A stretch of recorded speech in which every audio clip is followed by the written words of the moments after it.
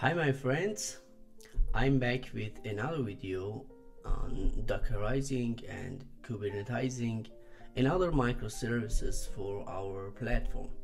In this video we're going to write Dockerfile and Kubernetes YAML files for a Rabbitmq microservice, and it is pretty similar to the previous two videos on Dockerizing and Kubernetizing Django and Node.js microservices. It is a similar process, but there's only some small differences. So let's get started and see how we can write those files. First of all, let's go to the Rabbitmq directory, and now in this directory we open VS Code. We need to create a Docker file to write Docker instructions in order to pull the Rabbitmq image from this official image of Rabbitmq from Docker Hub, and we need to just add 3 instructions to our Docker file to be able to use this image.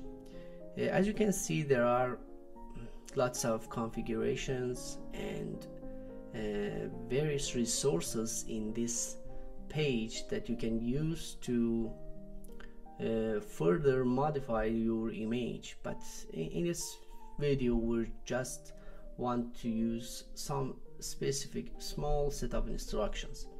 We first pull the Rabbitmq official image, and then we run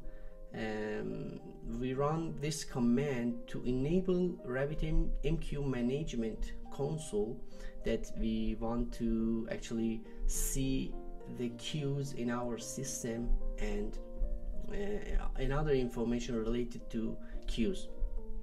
So we need to use this command, plugins Rabbitmq-plugins enable Rabbitmq management. Okay, and we also need to expose 2 different ports, 5672 and 15672. This the first port is for Rabbitmq message queuing service, and the next port is to be able to use or to expose the management console. So we see the management console via our browser in this port. Now let's build this image. Docker build -t Collabshare Rabbitmq and dot. So we are building the Rabbitmq image and tag it as Collabshare Rabbitmq. Now let's run this image in detached mode with the name of Rabbit, and we expose 15672.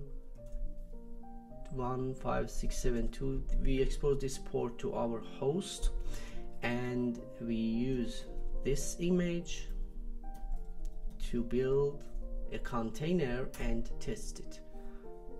Oops, there is some problem.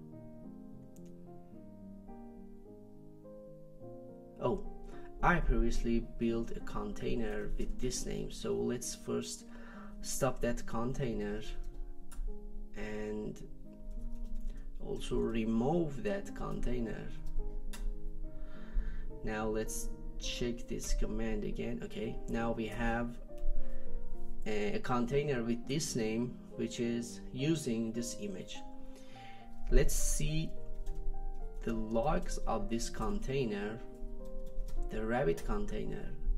Okay, we see that everything is working properly. There is no error, just one warning. It is not important at all. Okay, now let's go to this address, and yes, as I saved the username and password, it goes directly to the dashboard, but the default user and pass is guest, and also the password is guest.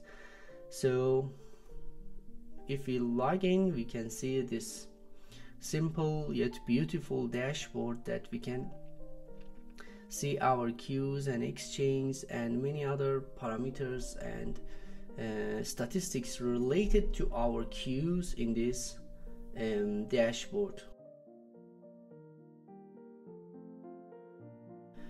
At this stage, we can start writing our Kubernetes files, but before doing so, let's just stop the Docker container.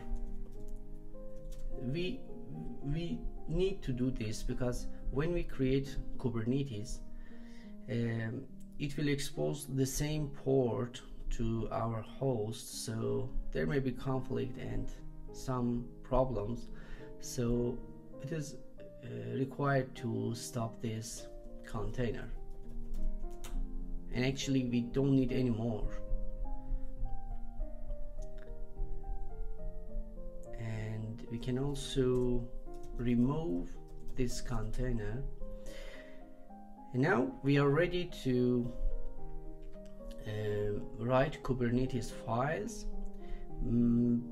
But in previous videos for Django and Node.js microservices, we wrote a basic YAML file for deployment, service, ingress, config map, and secret YAMLs. So we just need to modify those YAML files.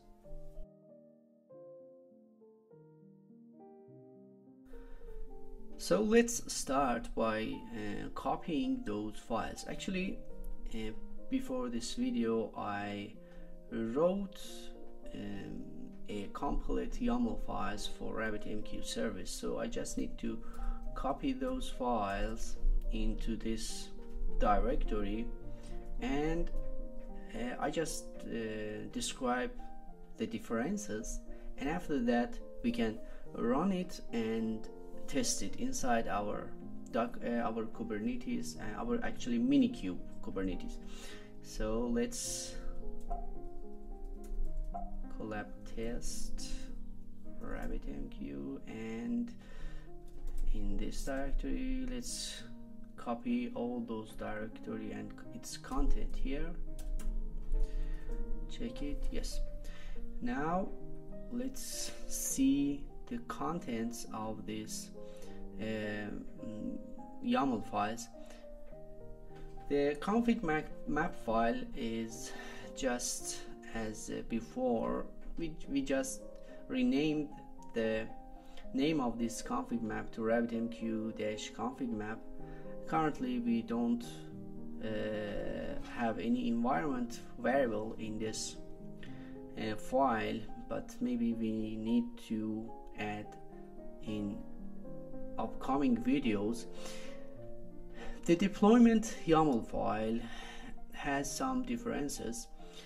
First, we need to just change the metadata name to Rabbitmq-deployment and the other names related to this microservice.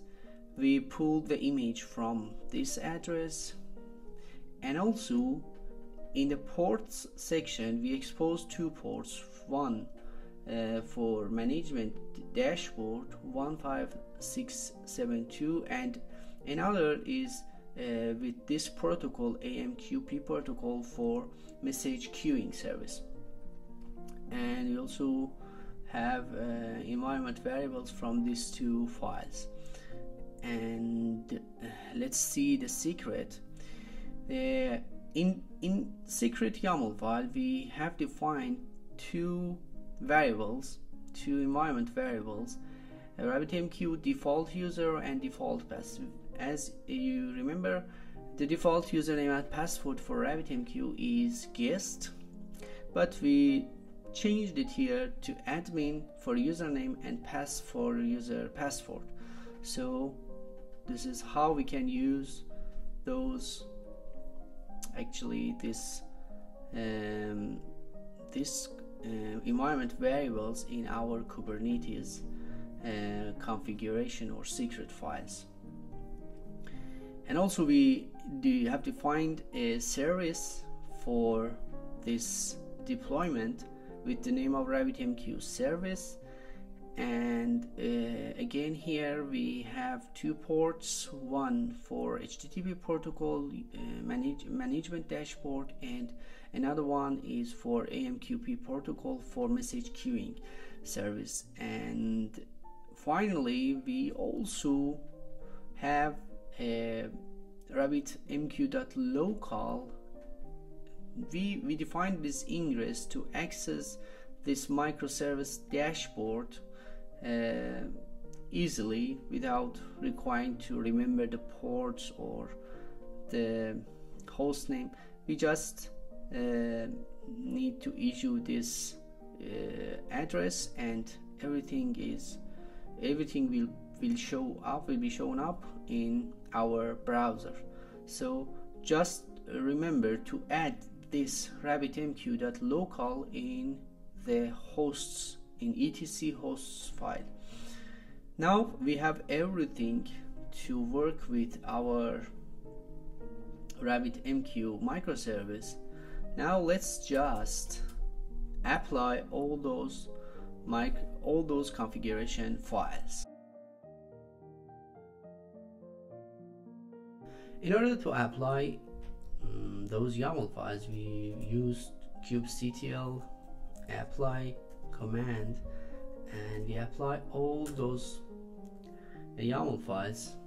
All those files created successfully, and now we just need to enable minikube ingress in order to be able to access actually Rabbitmq.local from our browser. In the meantime, let's run minikube dashboard to see how our clusters is populating. And to access Rabbitmq.local, we need also to enable minikube tunnel. Now we are ready to see if everything goes well. Yes, our deployment pods and replica sets, everything is working properly. Let's go to ingress and let's see if our Rabbitmq.local is working properly. Let's just wait to see our dashboard. Yes, and this time the user and password is admin and pass. We changed the default username and password, and now we can see the Rabbitmq microservice inside our minikube cluster. At this stage, now let's review what we have up until now.